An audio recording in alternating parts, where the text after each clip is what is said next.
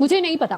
कई बार इंटरव्यूज में हमसे कोई सवाल पूछ लिया जाता है जिसका आंसर हमें नहीं पता होता, तो ऐसे में हमें ब्लैंक फेस बनाकर चुप भी नहीं बैठना होता और इंटरव्यूअर को हमें कोई फेक आंसर भी नहीं देना होता, क्योंकि उससे उन्हें लग सकता है कि हम उनका टाइम वेस्ट कर रहे हैं। ऐसी सिचुएशन में हमेशा ऑनेस्ट और कॉन्फिडेंट रहना है। अगर ऐसा सवाल हमसे पूछ लिया जाता है जिसका आंसर हमें बिल्कुल भी नहीं याद आ रहा, तो उसके दो केसेस हो सकते हैं। सबसे पहला केस ये हो सकता है कि उस टॉपिक को हमने आज तक पढ़ा ही नहीं है, तो ऐसे में हम कुछ इस तरीके का आंसर फॉर्म कर सकते हैं। Sorry ma'am, but I have not studied this topic yet, can I please request you to tell me more about this topic. इससे इंटरव्यूअर को पता चलेगा कि हम ऑनेस्टली उस चीज के बारे में बता रहे हैं, प्लस हम ईगर टू लर्न है और नई चीजें सीखना चाह रहे हैं। इसके अलावा दूसरा केस ये हो सकता है कि हमने उस टॉपिक के बारे में पढ़ा है पर अभी हमें उसके बारे में याद नहीं आ रहा, तो उसका हम इस तरीके से आंसर दे सकते हैं। To be honest, I can't recall the answer right now, but I will definitely brush up more on it after the interview. इस तरीके से हमने उनको ऑनेस्टली बता दिया कि हम अभी याद नहीं कर पा रहे, प्लस हमने उनको ये भी बता दिया कि हम इंटरव्यू के बाद में जाकर उस चीज के बारे में और ज्यादा पढ़ रहे होंगे। इसके अलावा कोई और ऐसा इंटरव्यू क्वेश्चन है जिसमें आपको इशू आता है, तो उसके बारे में आप मुझे नीचे कमेंट करके बता सकते हैं। आज के लिए इतना ही, मिलते हैं नेक्स्ट वीडियो में। Till then keep learning and keep